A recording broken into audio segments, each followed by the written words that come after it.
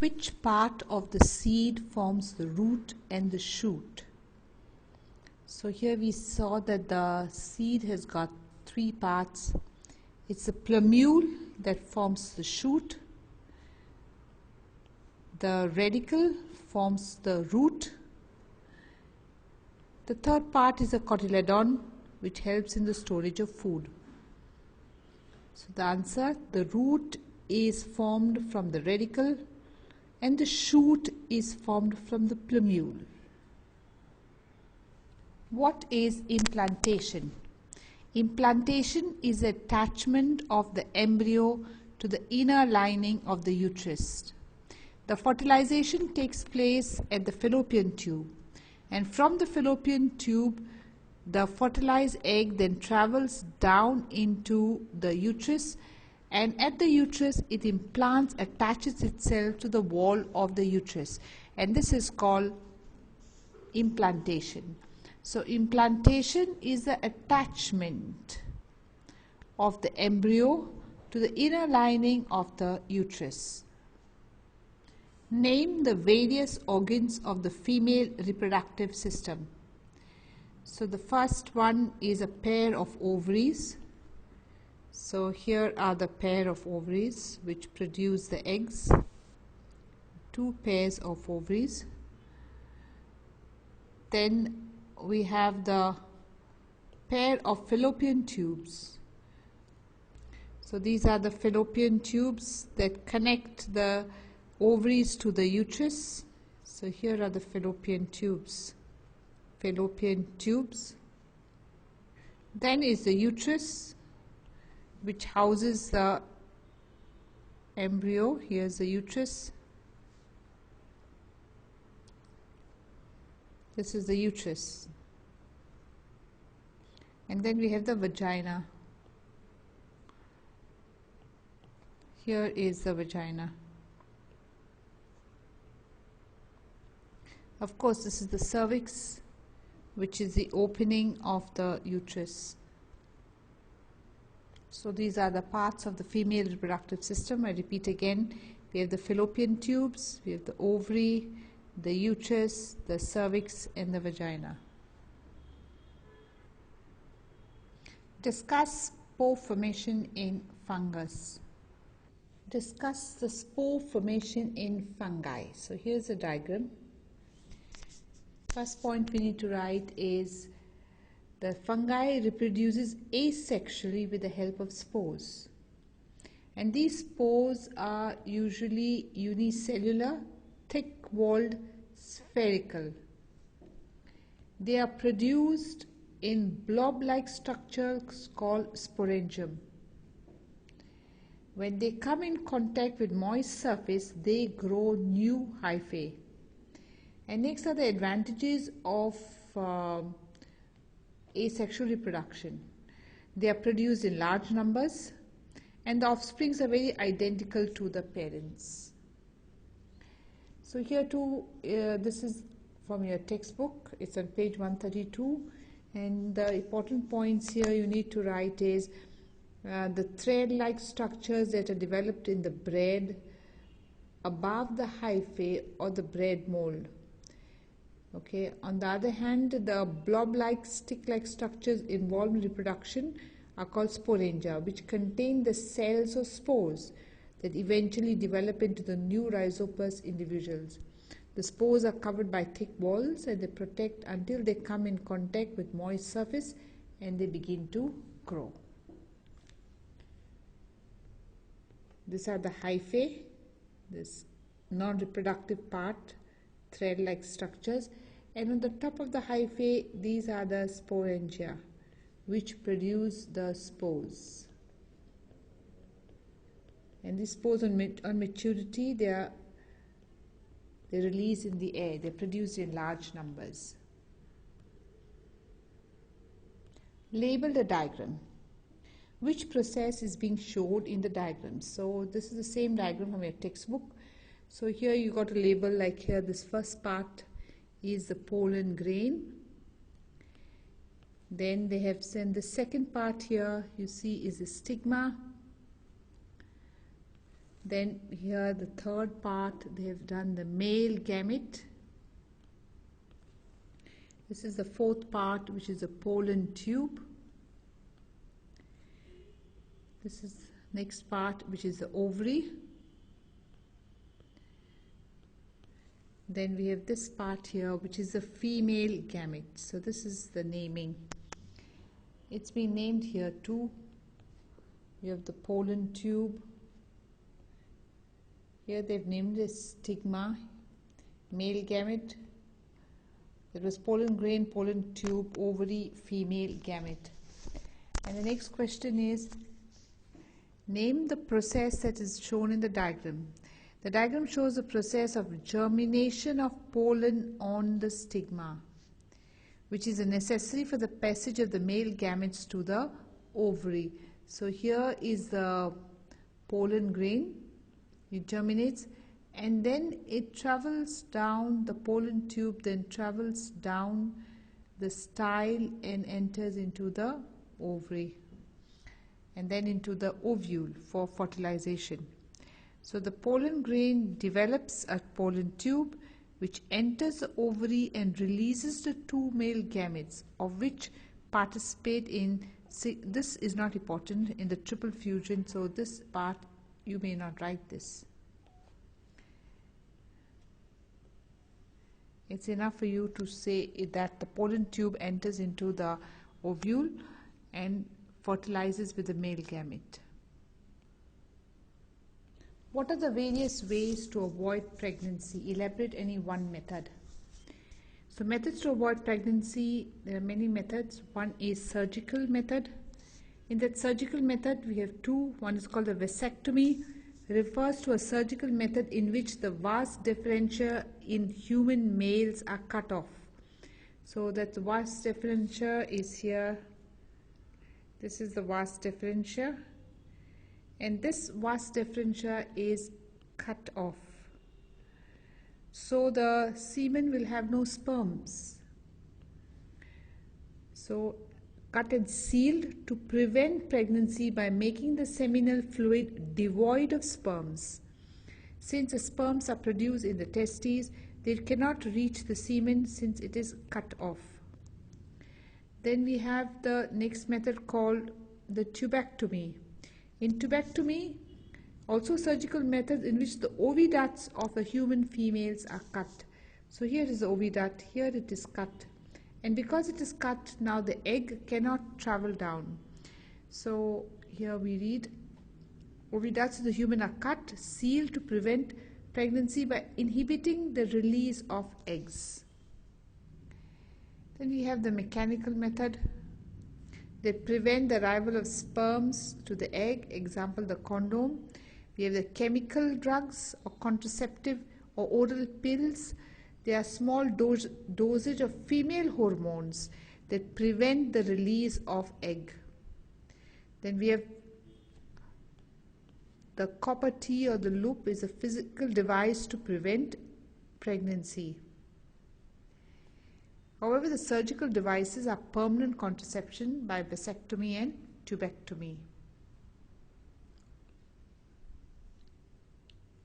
What is the function of copper T? Copper T is placed inside the uterus. It prevents the implantation in the uterus. It prevents the egg from implanting into the walls of the uterus. What is the functions of the placenta? The first function of the placenta, the main function of the placenta, it permits the interchange of material carried in the blood of the mother and the fetus. The material from the mother goes into the fetus and from the fetus comes into the mother. That it plays an important role for this interchange of material. So we can then break it up into nutrition. It supplies nutrients. Then the next point we could say is respiration. It supplies oxygen to the fetus and receives the carbon dioxide back from the fetus. Excretion.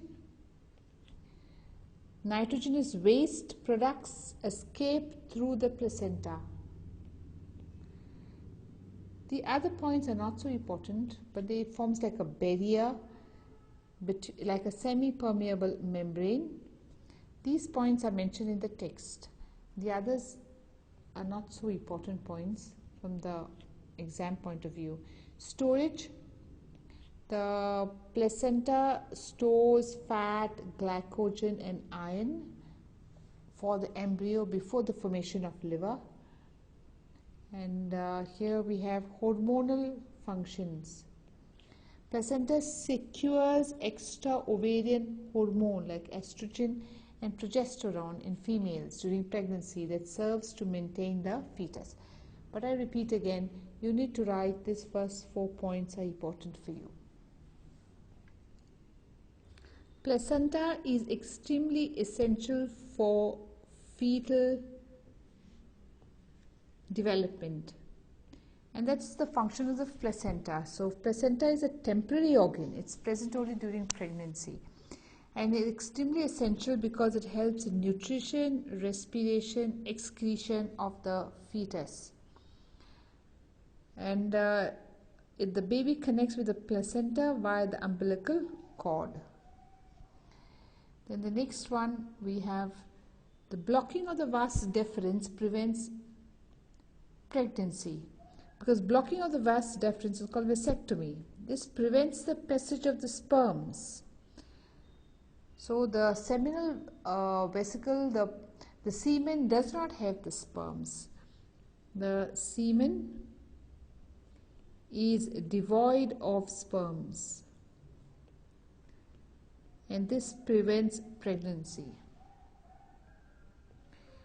Wind acts as a pollinating agent, because wind pollination, where wind acts as a pollinating agent because it helps in the transfer of pollen grains from anther to the stigma of the flower. In this case, the pollen grains are very light, and because they are lightweight, they are easily carried by the wind.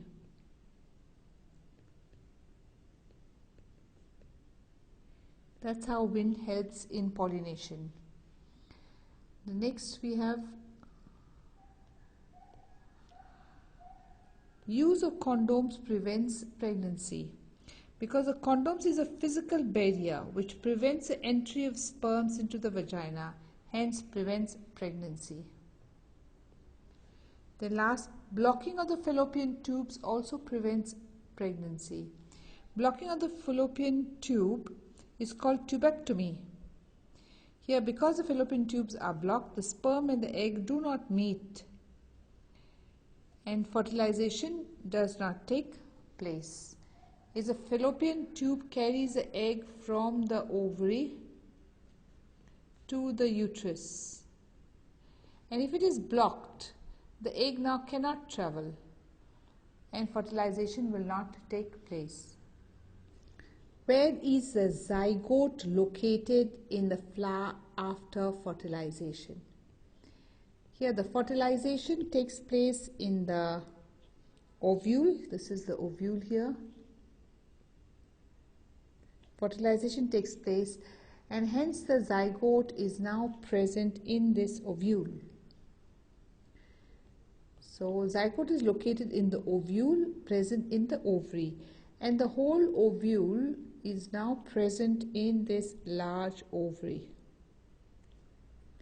So in the ovary we have the ovule, and in the ovule fertilization takes place. So where will you find your zygote? The zygote will be present in the ovule, which is present in the ovary. So the answer is present in the ovule, in the ovary. Why are the testes located outside the abdominal cavity?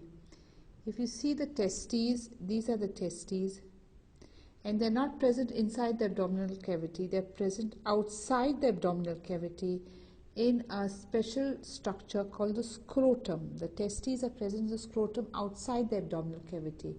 And the reason for this, testes are located outside the abdominal cavity within a pouch called scrotum, because the function of the testes is to produce sperms.